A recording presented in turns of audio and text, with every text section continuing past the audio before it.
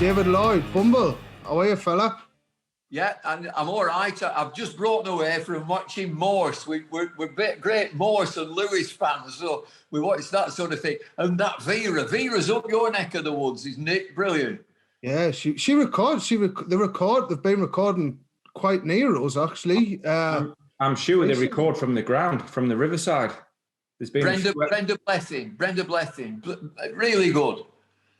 It's not my cup of tea, that one, Bumble. They might record up here, but it's not for me, I'm afraid. My missus keeps trying to get me to watch it. She's like, I really want to watch that Vera. I'm like, it's on hours, man. Yeah, it's good. It's really good. What do you watch instead, Johnny? Cricket. You liar. Have you been watching the IPL? Not a lot. Can't get into it, Bumble. Can't get into it. Empty grounds, music playing over the top of it, playing in a different country. Just not for me. What about you? I've not seen any either, to be honest. I haven't seen any.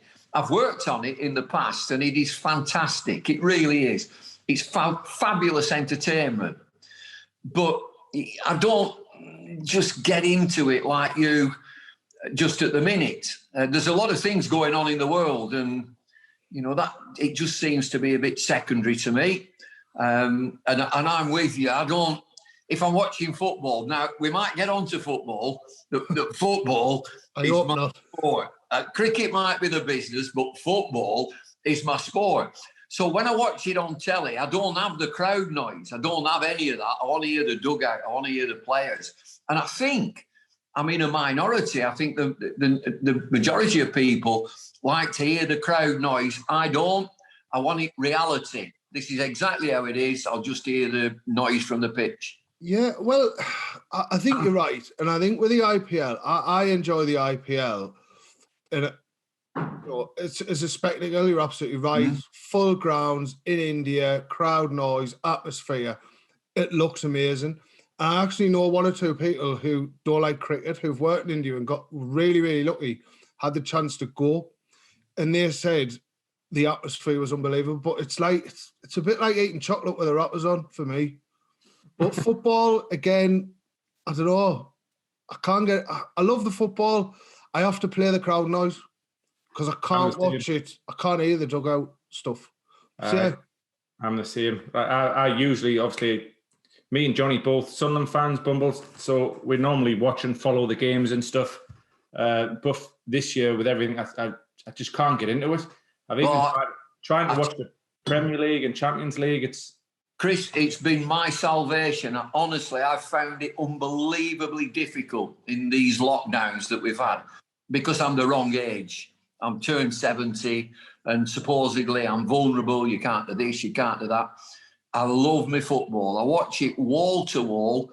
And I'm interested that you're both Sunderland fans because I'm Accrington Stanley through and through and we're in the same league. But I would say that Sunderland is a Premier League club in League One. They're all set up to be a Premier League club, Sunderland. There's no doubt about that.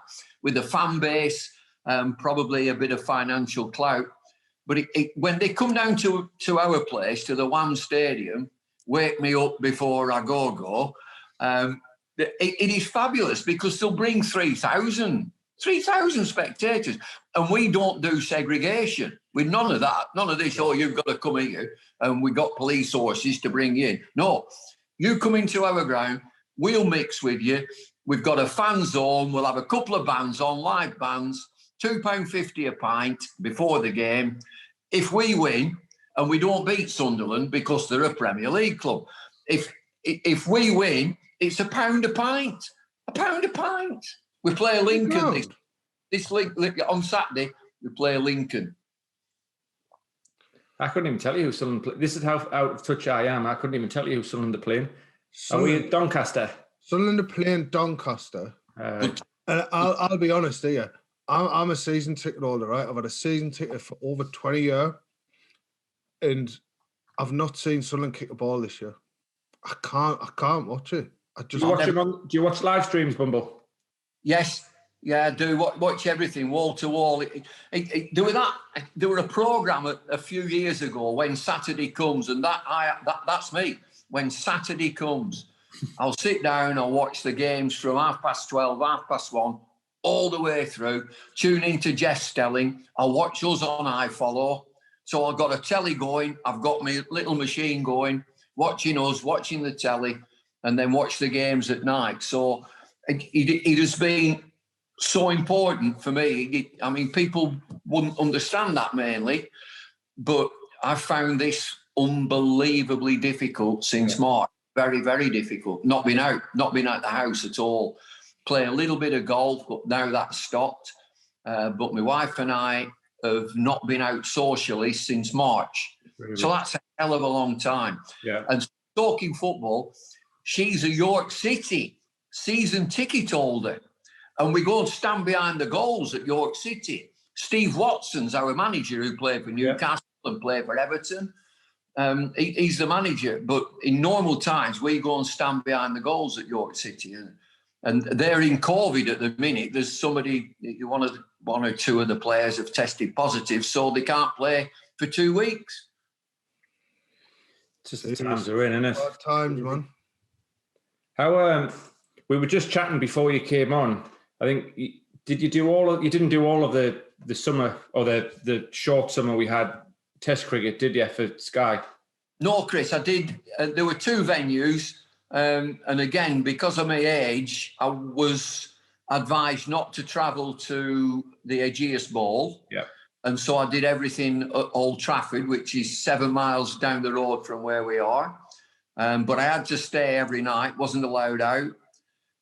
It was an experience. It's a tough experience, and all credit to the ECB, to the players especially, to these young players who were cocooned in an environment that it would be a real test for them. It really would be a test for young players.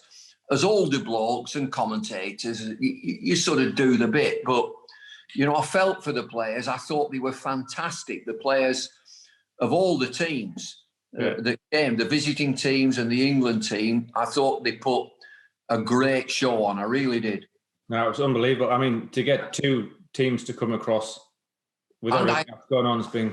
Ireland as well, yeah. It was brilliant. The performance level of the players, I thought, was unbelievable given the circumstances. Did you get to... I know you're all in your separate bubbles, the commentate. Was there any point where you could actually sort of interact with the players and stuff? And Nil. Nothing. You couldn't even see any sort of training sessions or ask how it's all going and stuff like that? You could... So from your hotel balcony, you could see a practice session. You could see that, yeah. And it was business as usual for the players. I was absolutely astounded by the quality of cricket. I really was.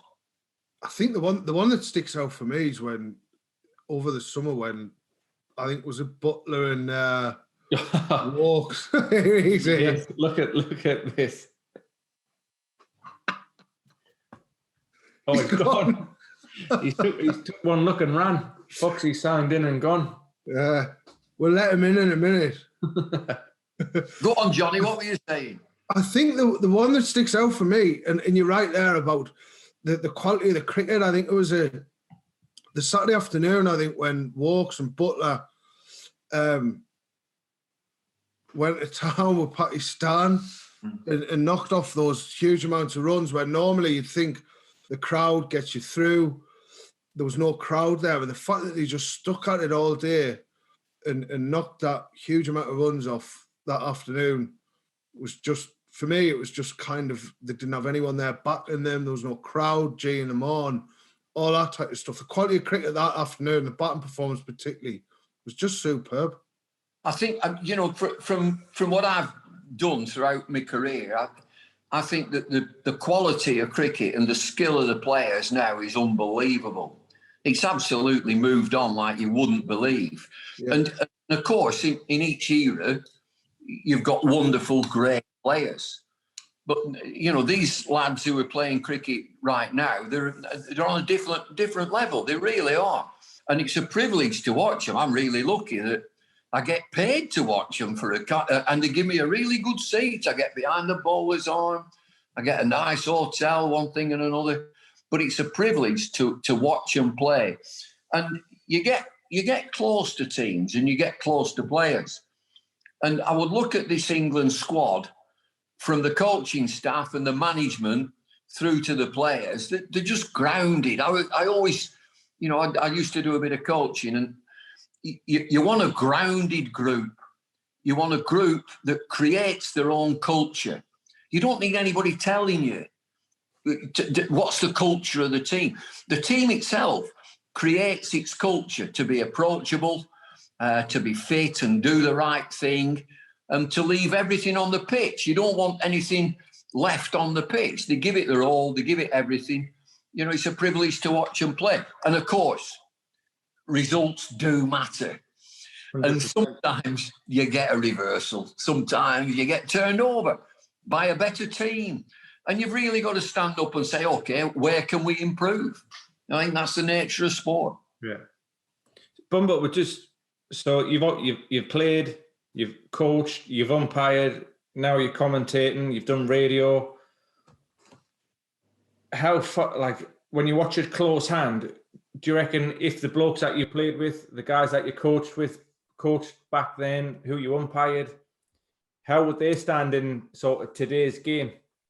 Would people adapt as easily as current international players do now? Yeah, I think they would, Chris. I think that, your players of an era, being professional and fit and strong and well prepared, would adapt to any situation. And of course, I mentioned that the game has moved on, and the way that central contracts have influenced the players who play international cricket, it's bound to make them better. But I'd also say that if you put the top players of a certain era into this environment, they would be fine. They'd be absolutely fine. And, I'll give you one, that Alistair Cook, a fantastic cricketer, a wonderful, wonderful test match cricketer. You wouldn't look at him in one-day cricket. You wouldn't. Which brings us to Geoffrey Boycott, which is exactly the same player in a different era. He was a fantastic player, Geoffrey Boycott, make no mistake. But you wouldn't really play him in a one-day game. He's not going to hurt you. So, you get the same sort of problems, if they are problems, from yesteryear as you do now. There are players who are suited to a certain type, and let's bring it right up to date. Jason Roy, absolute gun one-day cricketer. They played him in an Ashes series in test matches. It didn't work. It wasn't going to work. And if they were wanting to pick a one-day gun player to open the batting at that time, they picked the wrong fella. They should have had Bairstow. He's got 600s. He's got 6 test match hundreds. Is he getting back in the test team? He'll have to work his way through because it seems to be pretty well settled, particularly with Pope coming into the team. Yeah. He's a wonderful cricketer, Zach Crawley. There's a debate about the opening players that, I watch these lads play, and, did this opening pair, Sibley and Burns, like that? Did they bat like that when they were 16? I doubt whether they did. And so you bring that back to Jimmy Anderson, that Jimmy Anderson was a fast bowler and a bit of a tearaway when he was just coming through from Burnley, and they tried to change him, but Jim went back to what he knows. Yeah. And I'm really interested in this opening pair that England have got, that in this day and age, I think that you've got to be able to change gear to push on. Mm-hmm. And after 80 overs, if I was the coach of the team, after 80 overs, I wouldn't want to be 220, 230 for 4. I'd want to be 280 maybe for 5. And do you think... I'm going to get to 350. I'm going to get to 350. At 220, 230, I've every chance that I'm going to be balled out for 280. And Bumble, I think just the point you made there, obviously we've got two lads at the top of the order there and, very, very good players. Do you think they've got the ability to change gears? I mean, Sibley, for example, he just don't change gear, does he? Sibley bats the way Sibley bats. Capable of scoring a lot of runs, but it kind of takes quite a long time for him to do it. Can you get to that stage in your career and have the ability to be able to change gears at certain points in a test match? Well, he would obviously, both these players would obviously have a go-to person. They would have a go-to coach who they go back, might be years ago. It might be somebody within the England setup right now. But their improvement will come by doing exactly that, by having a change of gear. And so if you look at the great players and the greatest batsman that I've seen, and I don't know him from Adam, is Kevin Peterson, who played for England. He had a great ability to change gear, and he could change a game. And so these two lads, and don't get me wrong, opening the batting in international cricket is unbelievably difficult. Nevertheless, you've got to work on your game and try to work out a system that you rotate the strike, keep the board ticking, and when it comes to that point where you go, you kick on. Now that's that these two have to work on. Hey, what the heck? Hello. Who's this? Good evening, Bumble. Good evening, men. How are you? Hey, Foxy. Nice to see you, Bumble. How are you, buddy? I'm very well indeed. Where have you got your hat from? Delhi. Delhi. I don't mean a Delhi. I mean the city of Delhi. Yeah, but when did you get that then? January 2018.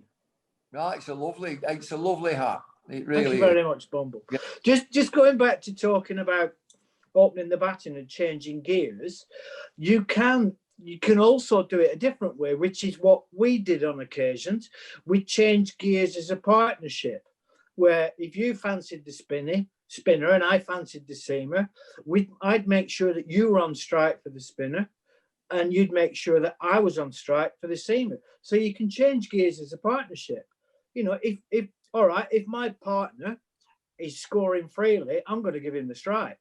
So you personally don't always have to change gear. You taught me that. You have to change gear as a partnership. And I think both the England lads at the moment are capable of doing that. And it's a very effective way of increasing the scoring rate. Is that something you've got to work out between you as a partnership? So I don't know how many tests Burns and Sibley have played together, but you've obviously got. I think so. But in between overs, you're talking to each other, and you'll say, "How are you against him?" Well, I'd rather play against him. All right, well, I'll have him. I fancy my chances against him. And when you're opening the batting, you get to a stage, Bumble, which you know as well as I do. You taught me this. You get to a stage where you say, right, we're both going. We're going to go. We're going to increase. And whether that's done by what I've just explained or whether it's done by individuals taking a little bit more risk, you both go. And then if one of you gets out, the other one consolidates. And that applies to whether it's a test match or a one-day international. You both go, don't you, Bumble? And then if one of you gets out, you consolidate a little bit. I agree with that aspect of things, that you need to be so confident with your partner. And it's telepathy. There's a telepathy between an opening partnership and before Graeme and I batted together, my partner was Barry Wood, who was a lovely, lovely lad and a brave player, loved the hook and so on. But you've got this mental empathy with them, and got Chris with us, Chris Rushwood. It must be, Chris can come in. Is it the same where when you're opening the bowling and I've got this opening partner, I know exactly what he's going to do, I can supplement that, I can back him up here. This is the end, that's the end, I can block this, or this is the end where I'm going to get him out. And so you work as a pair. I would also say that from my experience, the opening batting pair sets the tone for the game. It really does. And that is almost a team within a team, the opening pair. Yeah, it is. I looked at somebody like Andrew Strauss, who had X amount of opening partners. That must be difficult, really difficult. To get to know your partner, to get to know that single that's here and a single that's there, and I can change this one into a two. That's really important. Is it who had? I don't know the answer. You might know, Bumble, or you might, Foxy. Who had more partners till they found the? So Strauss had a lot before he found Cook. And then when Strauss retired, Cook had a lot of partners. Cook had 16. Yeah. In various games, right, during my tenure, which was quite short, really, between 82 and 86, I had 11 different opening partners in various guises of the game. So how are you supposed to get a relationship with anybody when we would finish on a Tuesday night?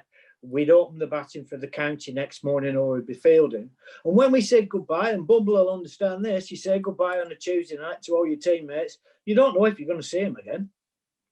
So that was a fact. So how could you possibly get a relationship with somebody? The best relationships I ever had batting, one was with Bumble, another one was with Graeme Mendes, and the other one was with Neil Fairbrother. And it's because we spent a lot of time together in the middle. We knew each other.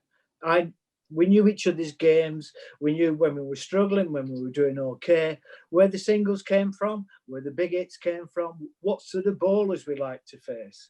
And it's essential, really, if you're going to be successful, that you, as Bumble said, you almost have an empathic relationship. Graeme Mendes and I hardly ever called because I knew what he was looking for. And he knew what I was looking for. He was looking to keep the strike mainly, but I didn't threaten him. Bumble, what? By the way, if anyone is listening to this on a podcast, we have just been joined by Foxy, Graeme Fowler. Welcome, Foxy. How are you? I'm very well, thank you. Yeah, I'm good. Good lad. Did you enjoy the quiz last Saturday? Yeah, I did. I loved it. Yeah, it was very good. It's nice to see Bumble as well, because we're sort of like, we're close, but we don't keep in contact, if you know what I mean. I'm an unbelievably private bloke. I mean, I can't tell you. I know, I've seen him. Yeah, I'm really private. I've just mentioned. Yeah, there's a difference between being private and being bloody miserable. We could have a chat now and again. No, well, I'm not miserable, and I don't do chatting. I just don't. I take the dog out, and it's just me and the dog, and I go cycling. So there's a pattern here. I take the dog out, and I've got my bicycle, and I go in my little gym, my own gym, and it's like lonesome. It's like on the trail of the lonesome pine. Do you know the truth, Bumble? I do exactly the same thing. Yeah. I go in my little workshop and do stuff, and I'm sort of gently renovating the house, and I cannot remember the last time I picked up a phone just to have a chat. So I understand. It's an Accrington thing. I tell you what, it's exactly that. It's exactly an Accrington thing. We're both Accrington lads. And I'm going back to Jimmy Anderson, Burnley. Yeah. Just up the road, like 4 miles away. And so he breaks into the England team, Jimmy Anderson, and Duncan Fletcher, who took over the team. And we were broadcasting somewhere, and he calls me across, Duncan, and he said, this lad Anderson, he said, Jimmy Anderson, he said, he's a bit aloof. He's a bit above everything. I said, Duncan, he's from Burnley. I said, there's 75,000 like that in Burnley. They'll speak when they're spoken to and won't say anything unless they are spoken to. Yeah, keep yourself to yourself. Keep yourself to yourself. Get on with what you do. Keep your head down and get on with it. And that's it. Jimmy is now. Look at Jimmy now. Here's a bit of trivia history for you. You'll never take Burnley out of Jimmy Anderson. Never. You remember when Duncan Fletcher pro'd for Accrington? No, Yeah. He paroled for Accrington. I didn't know that. Yeah. And he came for lunch to our house one Sunday because my dad, as you referred to him as Biscuit Tin Bob. Yeah. He got him a car. So Duncan Fletcher came, picked the car up. It was snowing in April as well. So Duncan Fletcher had the car for the summer, and then my dad bought it back off him at the end of it. So I'm at Headingley, and I'm walking off the pitch. I'm doing some commentary, so it's obviously a while ago. Duncan Fletcher was in charge of England. He's coming towards me, so I thought I'll walk up to him and introduce myself to him. And he just said, as he came up to me, he said, "Hi, Foxy, how are you?" He said, "I got a car from your dad." I said, "Oh, yeah." He said, "How is he?" I said, "Well, yeah, he's fine." He was alive then. And then, so that was that. And I thought, I was quite surprised. Following day, I'm walking towards him. He walked straight past me, just completely blanked me. And I never spoke to him again. And he was just, wow. Highly strange bloke. Johnny, Chris, Foxy's just mentioned his dad, Bob. Right. I've got a Ford Zephyr. Oh, it's lovely. You mentioned this. Yeah. The one you mentioned on Twitter. Ford Zephyr. This is the oldest thing in the world, and me indicator wasn't working. Foxy's dad, Bob, had this garage down Accrington. So I take it down, this Ford Zephyr, and I said, "Bob, I can't get my indicator, left indicator's not working." And he was so laconic. "Bob, really, Bob? Real slow bouncer. Let's have a look then. Yeah." And he's looking around the Cobble Street. He said, is there any matches knocking about? And I'm now looking, and I find this old match, just a matchstick. And he pulls the headlight thing off. He gets this match, and he pushed it in. "Try it now, lad." And it worked. He said, "That'll do it." So this Zephyr now works with a match in. And the Zephyr didn't have a key to start it. And I used to start it with a nail file. I didn't have a key. So I shoved this nail file in, and I was just hoping somebody'd nick it. It's a beautiful car, that. I loved it. Bench front seat. Yes, I know. Known as the passion wagon. Yeah, well, I remember babysitting at your house and taking girlfriends home in that Zephyr. There were vinyl seats, so they wiped down. They were wiped down by move on. You always used to say that my dad always gave things a good coat of looking at before he did anything. You were a slow bouncer, your dad. Aye. This is what he did once, right? A car I'm stopped coming down Plantation Street. Car's about 12 yards in front. Fire engine comes around the corner. This woman panics. I'm in a Mark 1 Cortina, and she reversed straight into me. And it just V'd the bumper in. So we swapped details. She came to the house. My dad said, "Well, give us 15 quid. She said, "That's a lot." He said, "Well, we'll go through insurance then." So she gave him 15 quid. And we went down to his garage, and just outside his garage was a lamppost. So he tied a rope around the lamppost and around the bumper. He said, "Just reverse a bit." So I did, and it just sprung back into place. No. And he took the 15 quid out of his pocket, and he just gave it to me, and he said, "Go and have a drink." Right, boys.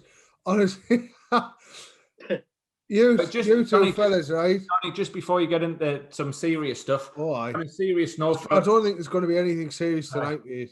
We can talk seriously if you want. On behalf of me and Johnny, if you ever want to chat or join us for a Friday night or a quiz or something, just to speak to other people, and we're always here. Yeah. I'm fine anytime. But now, Foxy's giggling away there. Foxy loved the live quiz, didn't you, Paul? I did. Bumble, just you'll remember this. tell the lads about when you and I went to Qatar to play in a double wicket competition for Kazim Omai's benefit. Can you remember that? He had a wig. He wore a I wig. know. He did. He had a wig because he had a spare in his bag. And didn't we discover Wasim Akram? Well, yeah, more or less. Imran Khan were there, and this bloke, this young left arm was turning up. Yeah.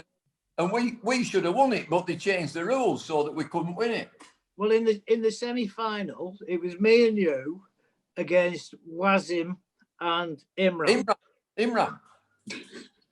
And first over, I hit Wasim straight back over his head to long off. Well, hang on, Foxy. What are the rules of this competition?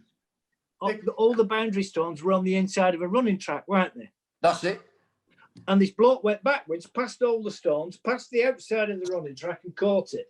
And the umpire gave me out, and I started arguing, saying, no, he's gone past the stones. No, boundary's bigger for semi-final. And you just came up to me and you went, Fow, I don't think they want us to win this. Yeah, that's it. Just calm down. But yeah, they changed the rules for the semi because he had to be in the final. You had to bat 9 overs on your own. Yeah. Whereabouts was this, lads? Whereabouts was this? Qatar. In Doha, Qatar. Dear me. Well, we had a question.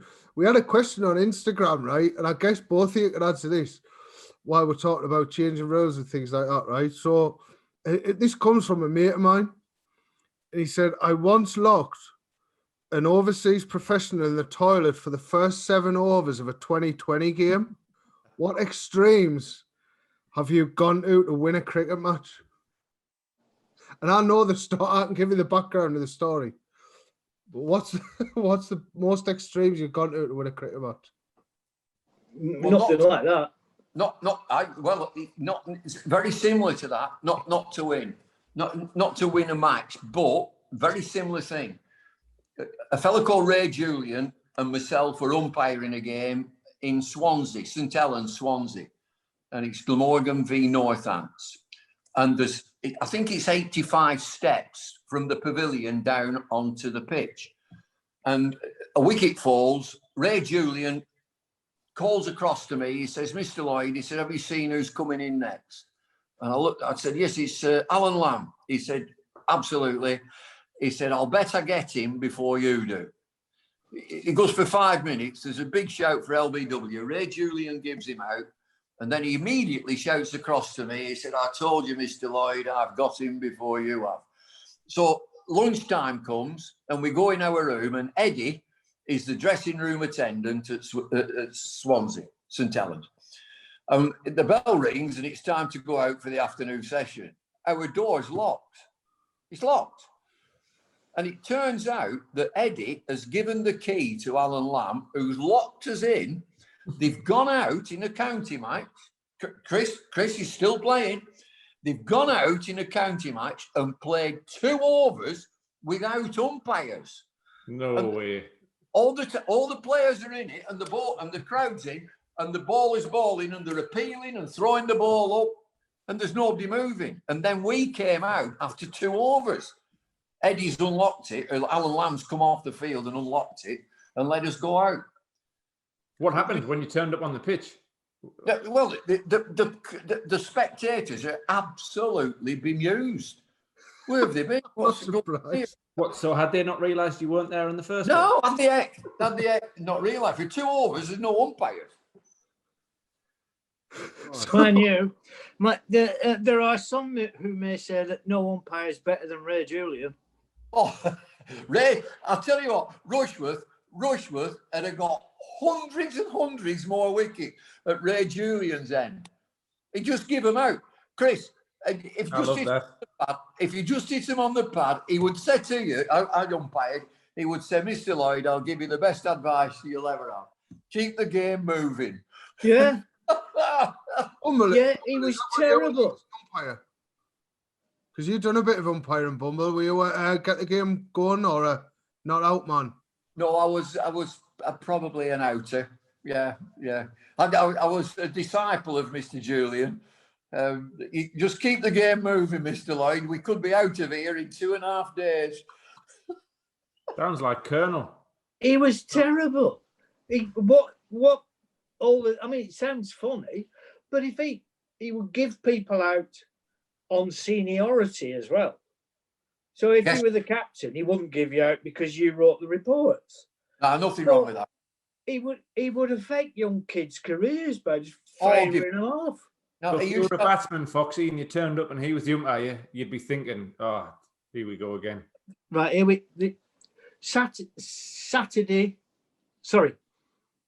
Sunday League, Lancs v Leicester, Old Trafford. Jonathan I knew bowls me a Yorker, which I squeeze into my pad. I just went, Ray Julian, that's out. So afterwards in the bar, I said to Agus, I said, what? He said, I'm sorry, Foxy, I only half appealed. I said, I know, it's not your fault. Monday morning, because I was not out over Saturday night, bowls the same bloody ball. I do the same thing. I squeeze it into my pad. This time, Agnew appeals fully like that. Ray Julian gives me out again.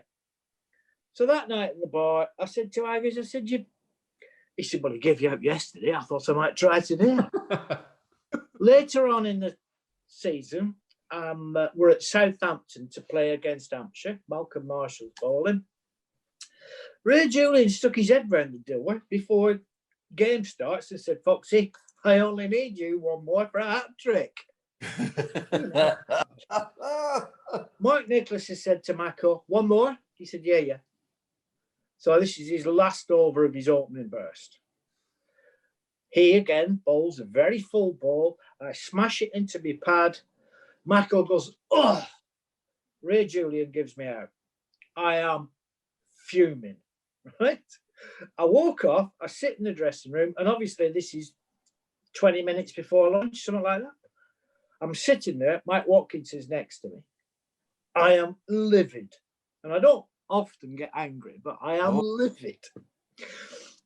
Lunch time, umpires walked past the door. Ray Julian stuck his head through the door and said, I knew I'd get you. I leapt up off this bench. Mike Watkinson ran at me and just grabbed me and said, I don't know what you're going to do, Foxy, but it isn't worth it. Come back. I mean, that's just appalling. But also to vocalise it and rub your nose in it as well. I liked him as a bloke, don't get me wrong. He was good. He was lovely to have a beer with. Nice, gentle lot. But as an umpire, he was a disgrace. Fox, you got to let it go. You got to let it go.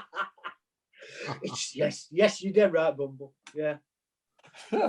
Yeah, you did right. So, guys, when did Foxy Bumble, when did you guys sort of come across each other in terms of playing and stuff like that? And how would you describe your playing days together? Because I guess you played for Lancashire for a fair while together. How was that? Well, we didn't play a long time together, but we're both, I mean, the critical thing is we're both from the same town. And we're both really from the same club, although Graeme played for Rottenstall in the Lancashire League, played for Accrington in the Lancashire League. So we're both left-handed. Yeah, both. And sort of I'm established in the team, and there's this young lad coming through from Accrington. And Graeme went through really quickly, very, very quickly. He was a fabulous player. Let me tell you this, a fantastic player, could do things that I used to stand at the other end thinking, well, there's no way I could do that. So one shot, he was sort of double jointed. He was very lithe, and he played a shot which is now known as a slog sweep. Now, nobody played this. Nobody played that slog sweep. And I'd look at this against a spinner, and if I had to hit that way, I'd have to wait, because of what I've been told, wait till it's outside leg stump and sweep down on a bent front knee, sweep it behind square on the leg side. Graeme used to hit this from off stump into mid-wicket, which is unheard of, absolutely unheard of. But he played it regularly. And the other thing about him, he was unbelievably brave. we've talked about it previously, that you're great runner. You've got great runner between the wickets. And, you know, I used to like that. You do your best work at the other end. And so if you keep changing from one end to the other, the board's ticking over, sort of. And the other thing, I think Graeme will understand this, we didn't take it too seriously, really. We had a bit of... I don't think anyone would have guessed that, to be honest. You were the first person who ever taught me about angles. Yes. And we also worked out that you're a left-handed left-hander. I'm a right-handed left-hander. Yes. So yeah. I used to go sweeping that way, and you used to go that way and that way. Yes. So we learned that off the same ball, we would play two completely different shots. And it was that, and you encouraged me to do it because you went, oh, I wish I could do that. Yeah. But I couldn't do what you did. So we complemented each other, because a bowler would bowl the same ball to both of us and be two different results. And you taught me all the, look, if it hits a flat board, where's it going to bounce? Well, it's going to go that way. Well, hit it that way then. And so all these things that you instilled in me in the beginning, complimenting, I will never forget this. You used to say to me when I first opened the batting with you, get square. Against quick short stuff, you said, get your front shoulder out the way. Get square, get your hands up, because you can get your hands above your head, so your bat's in front of your face and you can knock it down. That's how I learned to play. Right? You taught me. So I played like that.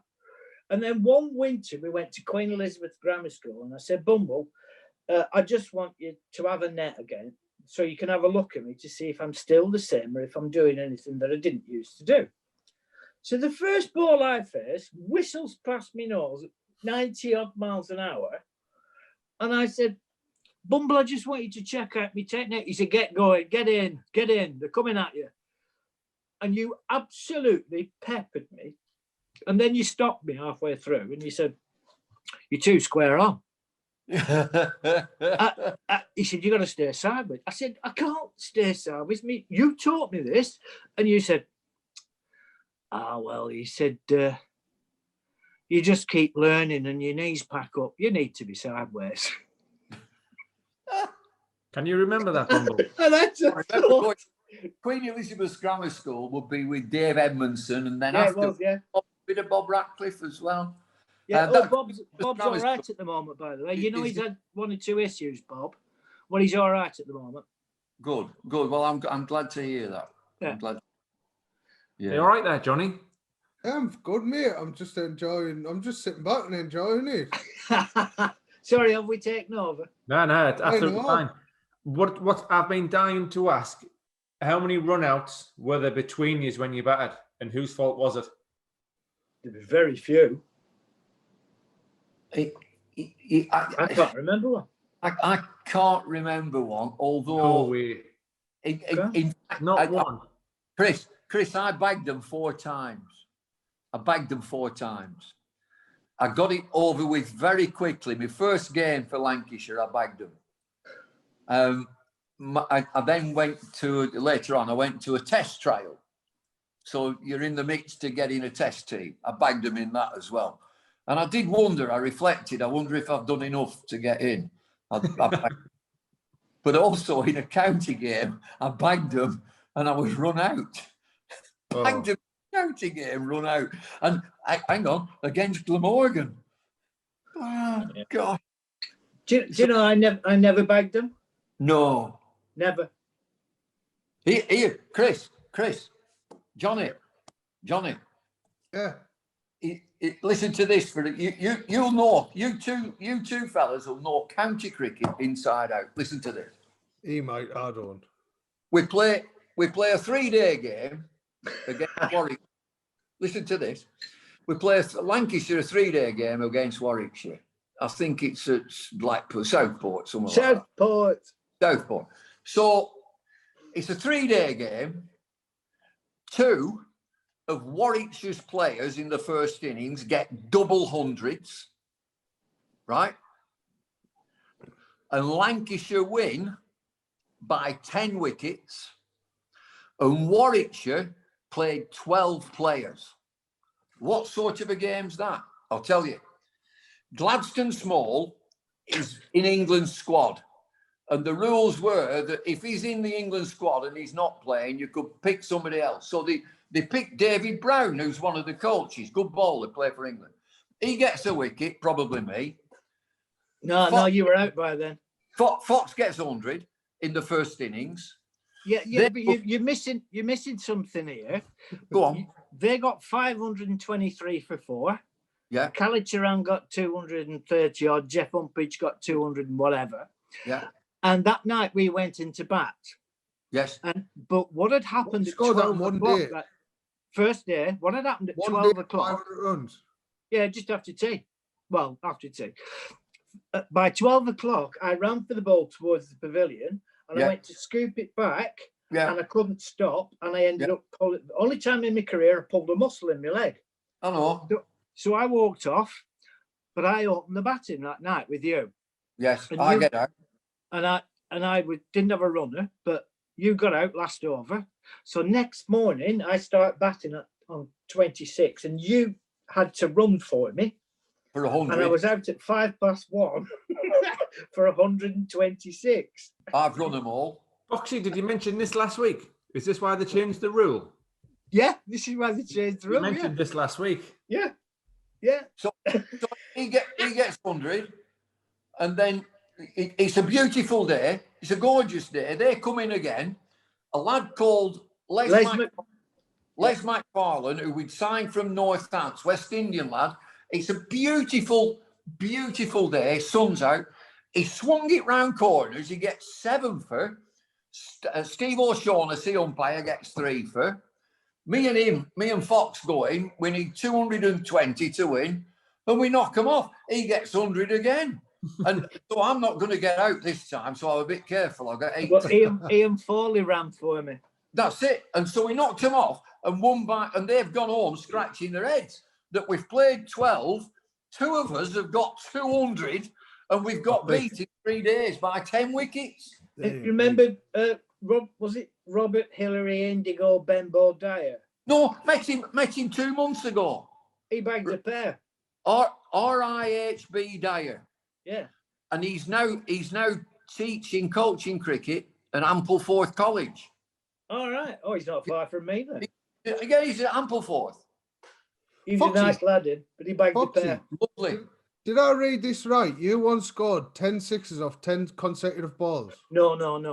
No, I had 10 consecutive scoring shots of 6, but it wasn't off 10 consecutive balls. Right. It was a farcical situation. It was our third innings of the game against Leicester.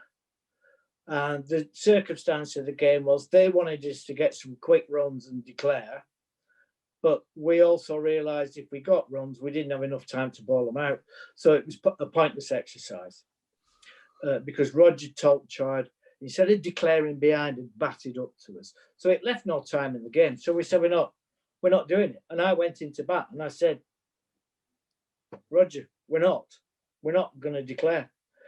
So he put James Whittaker and David Gower on to open the bowling. And for the first 4 overs, Shawnee and I blocked. We just protest blocked. And then I said to Shawnee, Shawnee, all year we struggled to get runs. I said, get yourself some runs here. My contract meetings, they won't be thinking, he's a 300. Get yourself some runs. I said, you might even get fastest 100 of the year. So on to Lawrence Trophy Bumble. Yes. What was the fastest 100 back then? So I said to him, go on. So I get to 98. He's on 89. And I'm about to face the first ball of a new Gower over. And Shawnee said, hey, Fow, he said, I thought you said I could have the fastest 100. I said, do you want it? He said, yeah. I said, okay.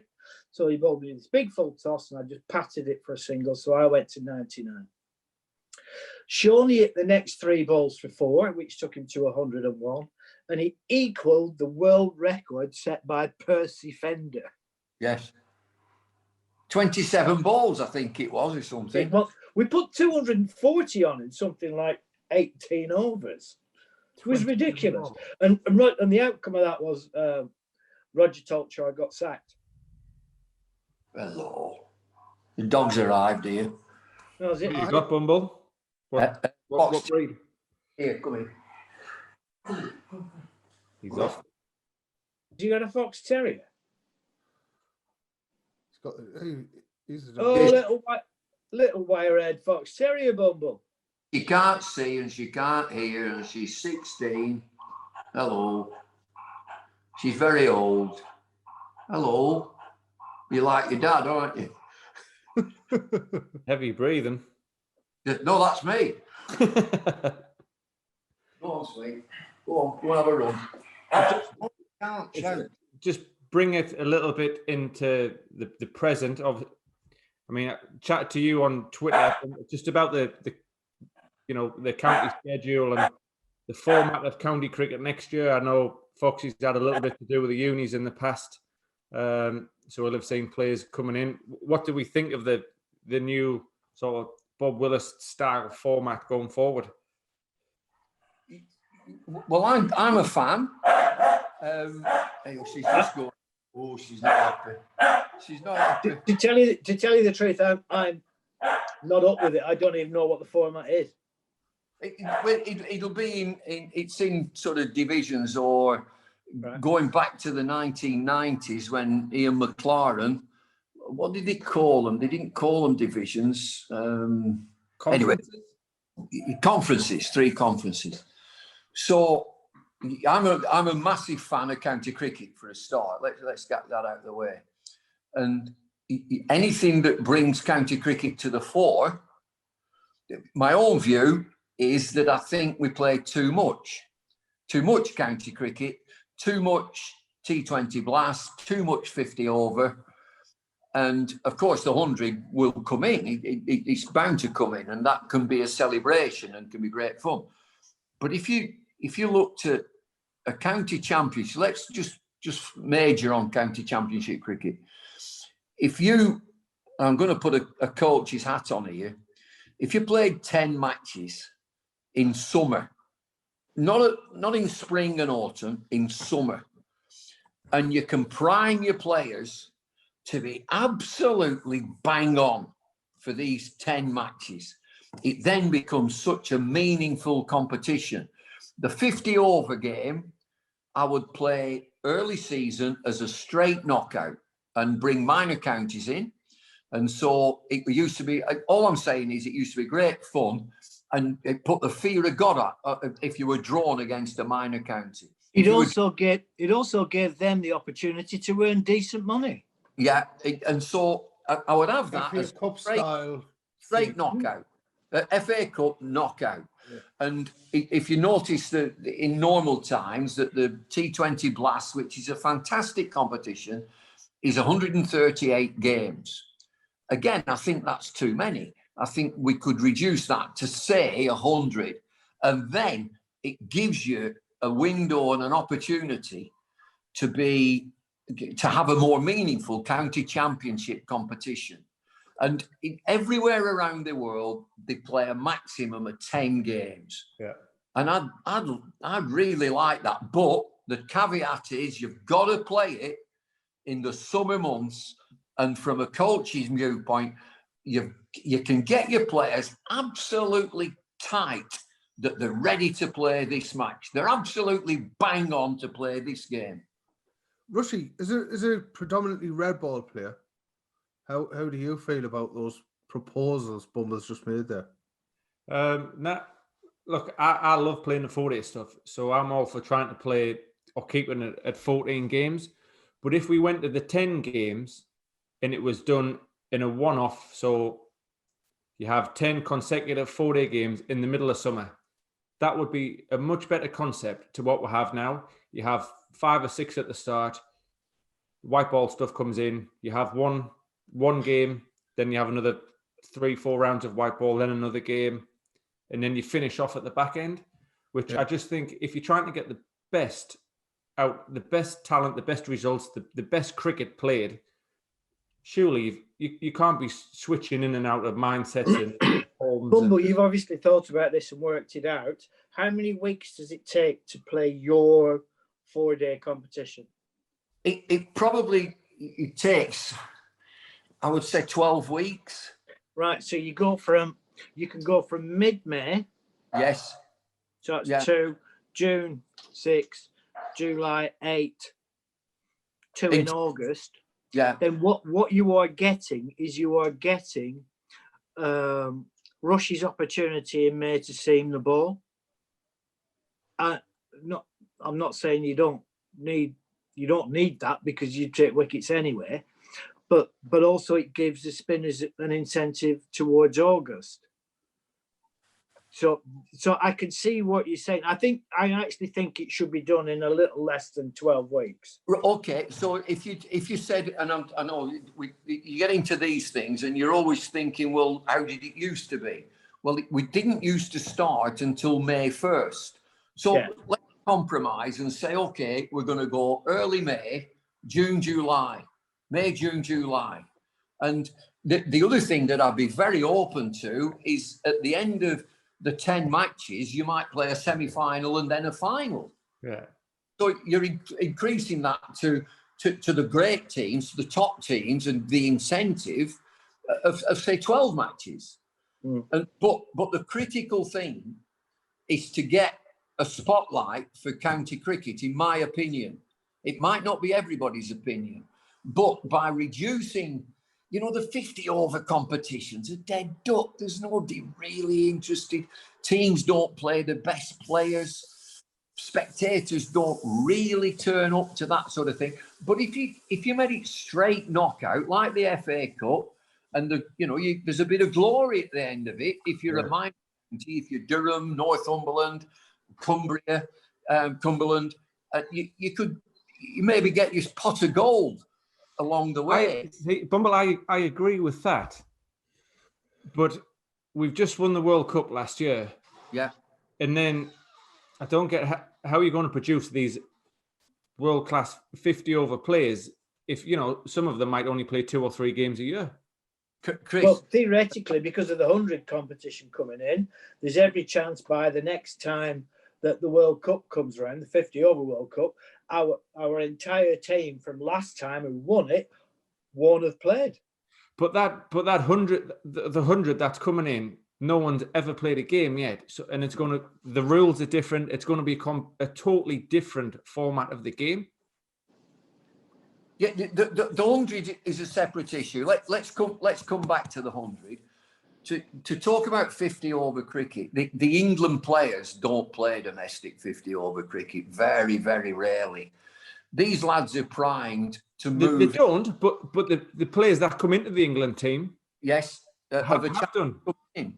And I think my own view is, I think that they will cope, and you can tell it. I mean, I'm not blowing my own trumpet, but you can tell a player. You can tell a one-day player just looking at them. You can tell them. And if it's a knockout, a top player might get knocked out.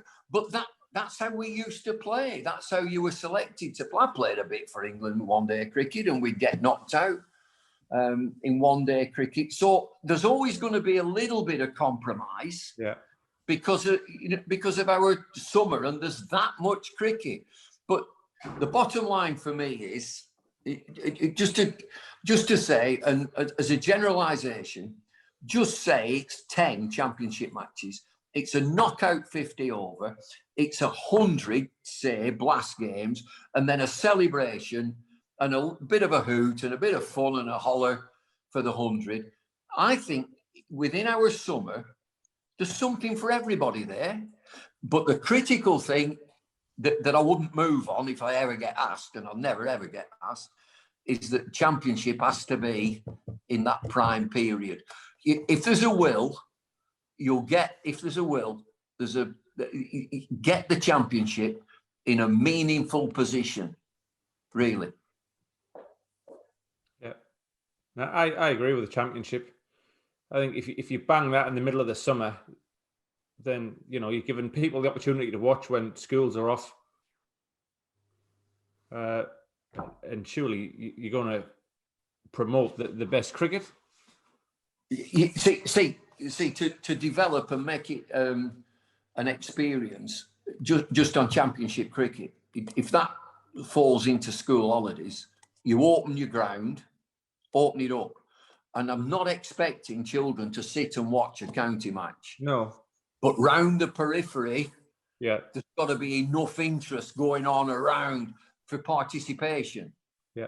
All sorts of things. We've got big venues, and there's the indoor sheds, all that sort of thing.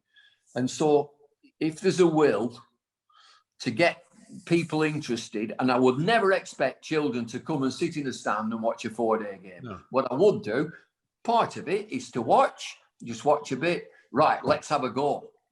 Let's have a go at some of the skills. And what are the skills? They're hitting the ball, balling the ball, throwing the ball, catching the ball. It's sorted, it's done. Anyway. No, it's good. So you're saying with the semi-final and the final is pretty much what's going to happen with the new format. Yes. Conference style. Yeah. And, for me personally, from a Durham point of view, like why wouldn't we before that? We've been sort of bottom to mid Division 2 for the last 2 or 3 years. We've now got a chance to win the top trophy. Like why wouldn't that be? But you've Borthwick's come back to you, hasn't he? Yes. So you need runs. Yeah. You need runs. It's dead simple. You look at the games that you play, you need runs. Yeah. Yeah, they need 2 people at the top of the order who at least one of them is going to stop until lunch. Yeah, you've got to score runs. You look at an attack, a bowling attack, competent, going to take wickets. Bryden, Karsh, Rushworth, you're going to get wickets. And so you've got to get runs to get wickets. As you used to tell me, Bumble, batsmen set the game up and bowlers win it. That's it. Set it up. And so we come back to the 2 lads, and I'm not critical in any way. It's not my style to be critical, but that spotlight on England's opening pair, you've got to set the game up. And the bowlers and the modern cricket, whether we like it or not, get enough time for the bowlers to get 20 wickets.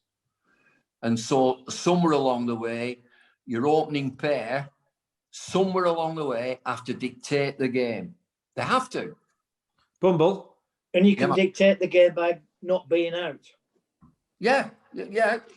But also, what we were talking about is to recognise the fact or the time, right, we've got to just kick on a little bit.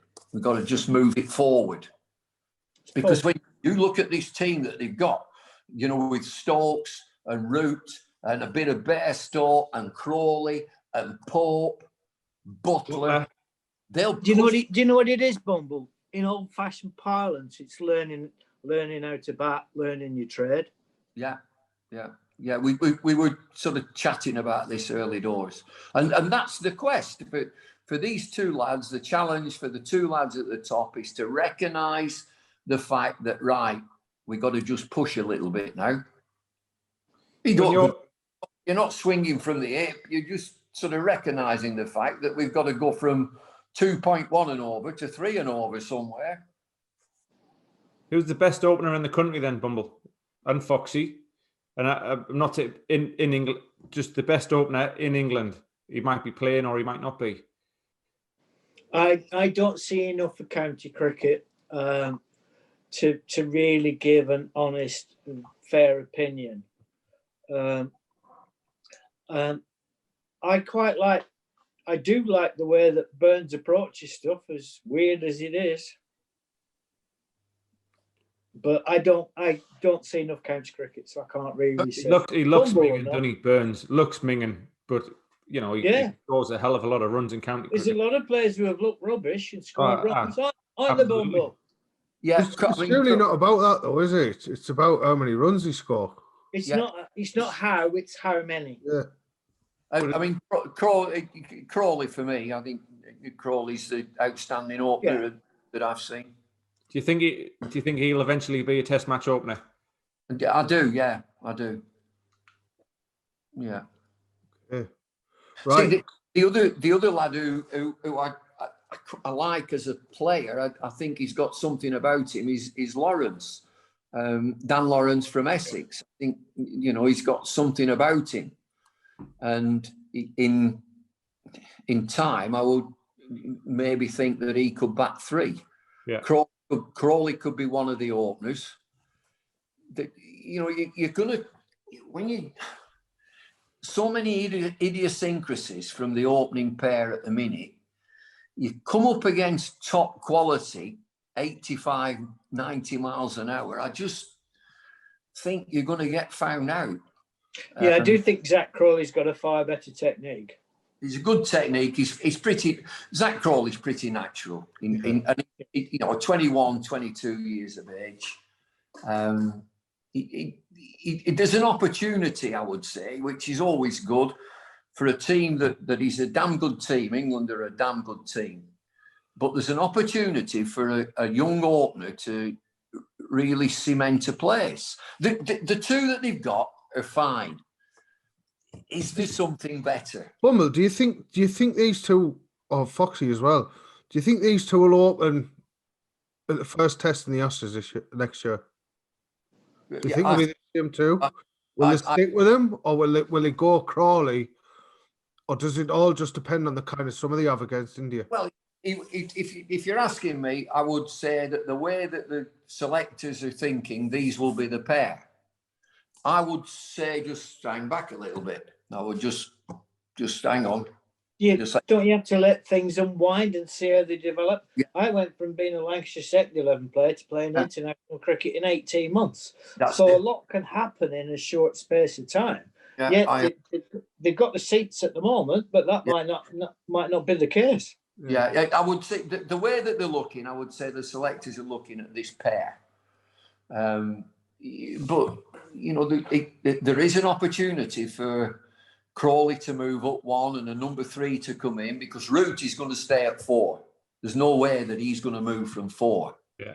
And then, you've got Ben Stokes, who's world class at number 5. You've got young Pope, who's a lovely player at number 6, which is a great place for him. And he eventually will move forward. He'll move up a bit. The beautiful thing about our game is that it's not open to interpretation that often, because you can prove how good you are by just scoring runs, taking wickets, holding catches. So a lot of I prefer his style of play or his style of play goes out the window. So they have statistically got the opportunity to say, you have to pick me. Yeah. It's a good dilemma for England selectors to be in. And that's another issue. I mean, how long do these selectors stay there? That, you've now got Ed Smith and James Taylor, who work alongside Chris Silverwood with a little bit of input from Joe Root. But Silverwood's a good appointment. I think it's an excellent appointment, Chris Silverwood. And to have a coaching staff under him, he's the head coach, and the rest of the staff will work the players. And from what I see, they work pretty well. Good stuff.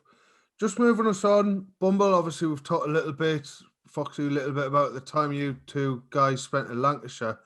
Bumble, you kind of got into coaching, got into Lancashire, done a great job at Lancashire, and then got the England job. Just tell us a little bit about your time as an England coach. No disrespect. I'm just going to fill my glass. I know, fella. Carry on. We were skint in the 90s, and I thought we did pretty well. That, your players came from county cricket, and it was icing on the cake for a player to be selected for England, because it meant that he would have more money in his paycheck. You get paid on the game. And so you'd always be looking for a winter tour to supplement your income. It was crying out for a massive broadcast deal, absolutely crying out for a broadcast deal that would mean that you could put your players on central contracts and manage them accordingly. To me, it's been the be-all and end-all to be on a central contact and be managed properly. Look no further than Jimmy Anderson. Look no further than Jimmy Anderson. Managed properly. How long has he got left in him? Chris, you tell me. He looks absolutely fine. He's fit as a fiddle, isn't he? It may be, there's two ways. Either, this COVID situation has held him back, or it's really rejuvenated him. But I'm looking at the pace all the time. You can tell if a player gets a little bit older and he loses his nip, it becomes a time. But Jimmy Anderson, his pace is consistent. 83, 85, 83, 85. Every game he plays. Last time I spoke to Jimmy, we were having a drink, obviously, and I didn't want to bring cricket up. He brought it up, and I said, "How long are you going to go on for?" And he looked at me and he said, "Fox," he said, "my body's fine. I'll go on as long as my body's fine. I do not know how long that is. I don't know when." He said, "But I'll just keep going until." Chris. How old is he now? 37, him? 38. 38. Okay, he's older than me. Yeah. He's fit as a fiddle. And I've got to tell you, I said to him, you know how grumpy he is? You know he can be so grumpy, Jim. We played, me and him and a couple of others, we played golf down in Cheshire. I don't know whether you know about his golf. He plays off 6. Right. And he plays right-handed brilliantly. Absolutely mint. What a fantastic right-handed. What a swing. And you know how grumpy he is? And I just said to him, Jim, are you sure you're a left-handed batter? And he got the absolute shits. He got the Did he get the hump with you? He just cleared off, but they never answered her. I said, are you sure you're a left-handed batter? He hits it miles. Beautiful swing. Amazing. But that's Ian Austin. He's left-handed bat and a right-handed golfer. A lot of people are, aren't they? Well, Oscar's landed in heaven, hasn't he? He's now a brewery rep. I rang him up at the start of lockdown. I said, we were just talking. I said, "How are you doing, Oscar?" He said, "Look at this." And he put his camera on, went into his garage, and it's just the cellar. And I said, "Have you got some gin?" He said, "I've got over 50 sorts." Right. Yeah. The lockdown dream. Yeah. He wasn't going to struggle during lockdown, was he? Rushy, Chris, this bloke Ian Austin was an absolute legend. Yeah. And I don't know whether it still happens at the end of a day's play. I suspect it might be energy drinks, Gatorade, water, and so on. But it used to be that you got a drink on the club at the end of a day's play. Guinness. And some players would say, "I'll have a shandy. I'll have a bottle of light ale. I'll have a glass of milk." Ian Austin, he said, "I'll have a bottle of Chardonnay." And I'm coach of the club, and so the club are getting the bill for these drinks, and I get pulled and said, "Look, these have to play drinks every night. This geezer has a bottle of Chardonnay." And so I had to, Oscar, you can only have a glass.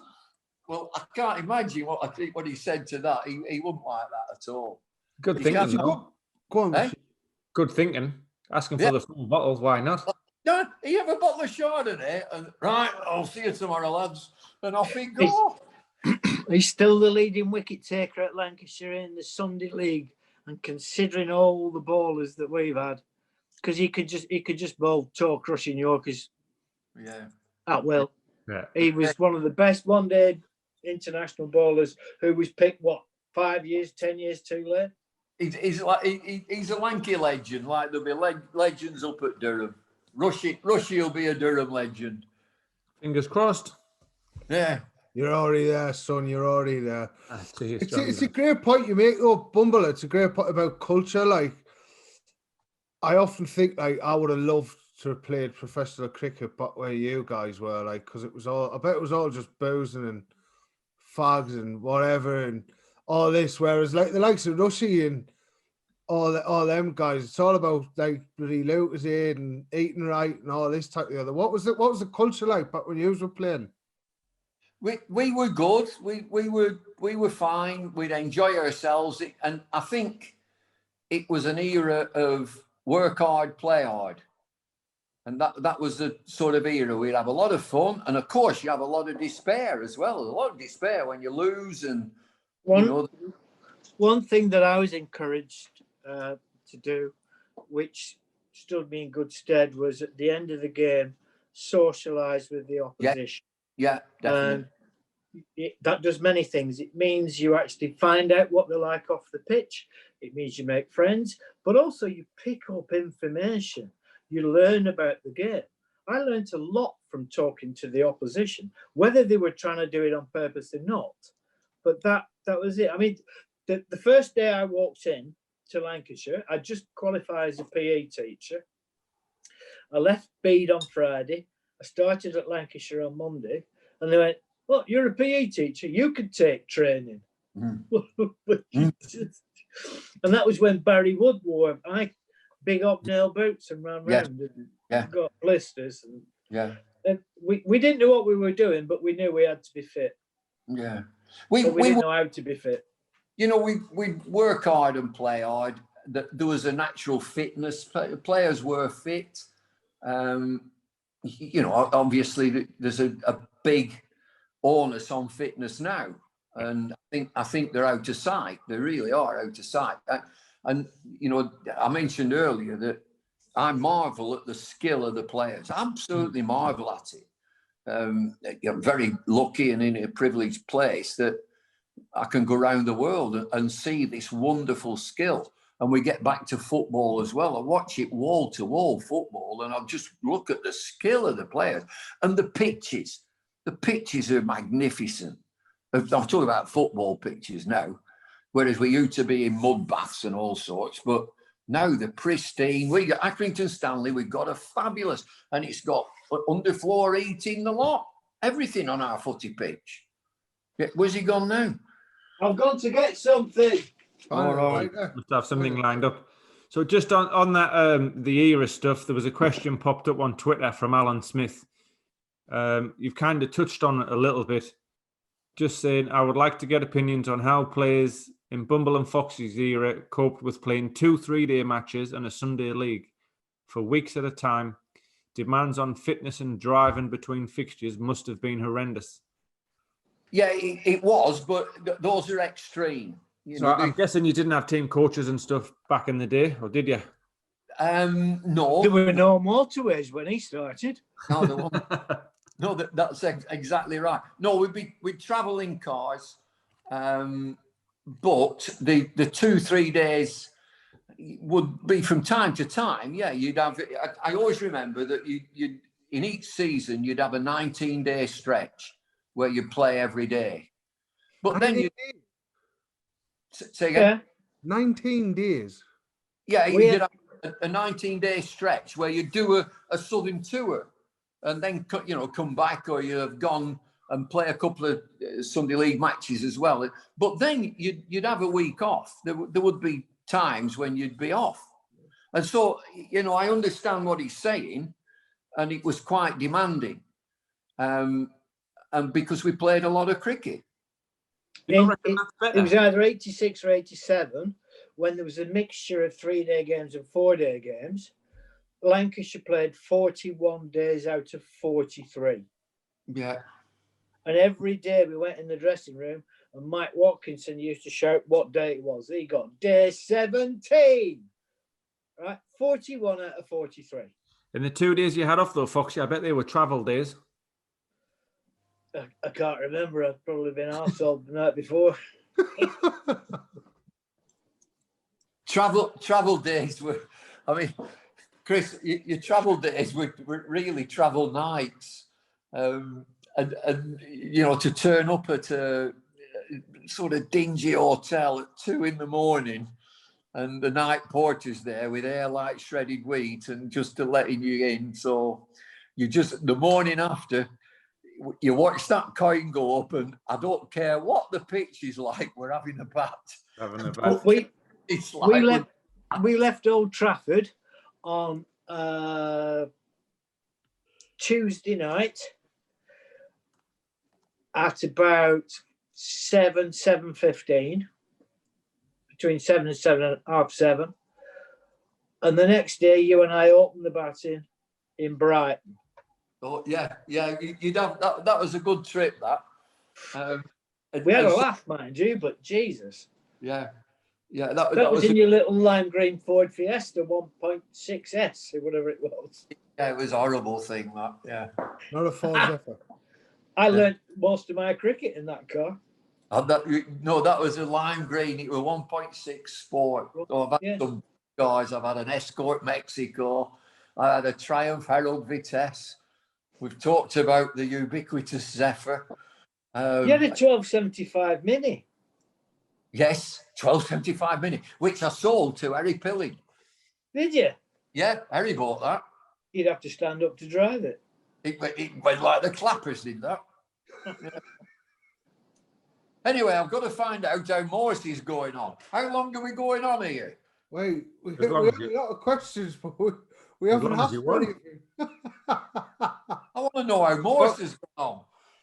Foxy's the man. Foxy was desperate to get on this podcast. Yeah, I just wanted to talk to Bumble. I haven't seen him for ages. Well, we can't see anybody. I've not been out since March. Did you see what that was?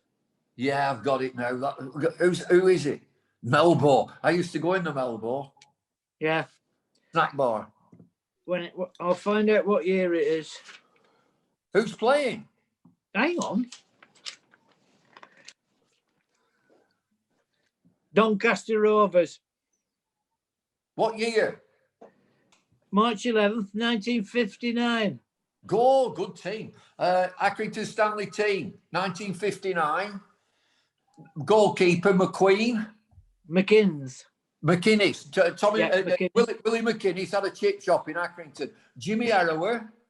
No, McNichol. Armour McNichol and Lloyd are the two fullbacks. Bob Nichol got killed in the Bob Nichol was killed in the Mallorca plane crash that crashed into the hill. Charlie Snedden. Charlie Snedden's number 6. Eddie Stones Hunter, is number 5 and Ty is number 4. Terry Ty, window cleaner, Accrington. Well, I went to school with Snedden's lad. Yeah, well, Snedden is now captain of Accrington cricket. Is he? Yeah, Graeme Snedden, he's captain of Accrington. So George Stewart, centre forward. No. Anders H. Scott. Harry Anders, Bert Scott, window cleaner, Accrington. Jimmy Anders. Mulkerrin. Joe Garrity. Devlin. Jimmy Mulkerrin. He played for Scotland B. And Anders J. Jimmy Anders and Harry Anders, both from Preston. Yeah, there you go. Can you name the bench? Bench. They couldn't afford a bench back then. They didn't have Subs Bain, man. There you go. Brilliant. Absolutely brilliant. 1959. Brilliant. Oh, Johnny, that's what we were going to bring up. What? Foxy, I'm not sure if you've seen it because you're not very in touch with present cricket. What about the new rules in the BBL? Have you seen BBL? Yeah. In the what? The BBL. Big Boss League. Have you not seen them, Bumble, about super subs and all this nonsense? No. Go on then. Incredible. Have you got them written down there, Johnny? The new rule. We don't. Funnily enough, we don't prep when we do this podcast, Rushy, which is just as well. Because I did have about 8 things I wanted to talk about tonight. We haven't got into one of them. So, all right, here we go. The BBL has announced 3 new exciting rules. Right. The power surge. 2 extra overs of power play to be chosen by the batting team. Right. Why? So I think there's going to be, instead of a 6-over power play, there's going to be 4. Yes. But then you can choose any other 2 after that. Right. the bash boost. 1 extra point based on the 10 over equivalent score. So whoever's got the highest score after 10 overs gets an extra point. Right. In the X factor, 1 mid-innings substitution can be made in the 11. Right. How complicated do they want to make it for people watching? Correct. Exactly. I don't even like the IPL, right? So I kind of be on with this nonsense. This is very typical of cricket administrators. When I was at the university, after about 9 years, somebody at Lloyd said, I think it's time we change the format. I said, why? What's wrong with this one? Oh, no, it works, but we need to change it. Can you tell me why? Well, we've had it in place for 9 years. Oh, hang on a minute. Each person who comes into this system is only there for 3 years. So they've only been in it 3 years. So it doesn't matter what the system is. It works. There's nobody been in it for 9 years, only the coaches. So leave it alone. It works. They get used to it. Why keep changing it? Why reinvent something that doesn't need touching? But they always do it. Bumble, any thoughts? Yeah, I would definitely say don't complicate things, number one. Of the 3 things that you've mentioned, I'd be interested in the sub. Quite like the sub. Yeah. Because we go back to football and we didn't have substitutes. And I think that's a good game now with substitutes. And so I'd be interested in the 3 that you mentioned to have a sub. The point system, from what you've mentioned, is bitty. You know, this is a Big Bash League, IPL, T20 Blast. It's entertainment, it's fun. Keep it simple. Now they're going to bring 100 in, and the 100 is supposed to be absolutely stripped back. 100 balls, they score that many, you score that many, you win. But that's not going to happen, is it, Bumble? Because they won't know whether it's 10 balls from one end or 5 from another. No, 10. It's 10 balls from one end. I can go with the 100, but from what you've just said about, you know, you get a point for this, and you can have 2 power overs, and I don't know when they are, and I'm just going for a pint. Have they had a power over? Yes, they just had another. Oh, I missed that. When did they take it? Oh, I've no idea. Well, we used to get that at Old Trafford, didn't we? Every year when they tweaked the rules, and the members, because we had to walk through them, they'd say, well, what's a good score this year? And we say, we don't pig in know yet. You know, how can you make it that ridiculous that people who go regularly have no idea at any stage of the game how well their side's doing? I'll tell you how much the game's advanced. In a 40-over Sunday League game, if we got 160, we were out of sight. 2 slips in a gully. Nobody get anywhere near you. 160 in 40 overs. I remember playing in them. Not quite like that, but I do. Are you still there, Rushy? We are. I think that's a nice note to end on. I think obviously massive thanks to you for coming and joining us. We've been at an hour and a half. You know, we're very grateful, and for Foxy coming on and gate crashing. You know, I'll gate crash anything. Hopefully, Foxy's going to be a regular with us. Chris, I've got to tell you that anytime, just give me a call anytime. But come on at 7 o'clock because I'm in bed by 9. Well, we've got to do some live stuff, right? We've got to do some live quizzes. I reckon Bumble versus Foxy sounds like I'm hopeless at quizzes. Hopeless. Oh, Bumble. Cricket. This is just cricket only quiz. Maybe 1 round of general knowledge. Worse than ever at cricket. we could do a night. Boys, you both like your music, don't you? I like my music. I'll leave with this one. Which England international cricketer appeared in the film Chariots of Fire? I know. Don't shush. Shush. I'm not going to Couldn't say tell you. anything. Rushy? Oh, I have no idea. Chariots of Fire. Never heard of it. Great film. Great Tell film. them next week, Bumble. Yeah, okay. Leave it with you for your viewers. Or Chariots for of your Fire. viewers. Right. If anyone's listening, watching, Which England international cricketer appeared in the film Chariots of Fire? there you go. Any idea, Johnny? No. Johnny's no idea. I'll No. Google it in a minute. No. Right, I'm going to bed. Lovely. Cheers, Bumble. Night, Bumble, night, do it Bumble. again, Sleep right? tight. See Thanks, ya. mate. Thank you. Right then. Okay. Lovely Next talking. See you next Friday. Send me a text to remind me. Is that what we're doing next Friday? Next Friday. We'll sort something out there. Rushy, give us a bell after this. We'll Aye, no, we'll do. Aye.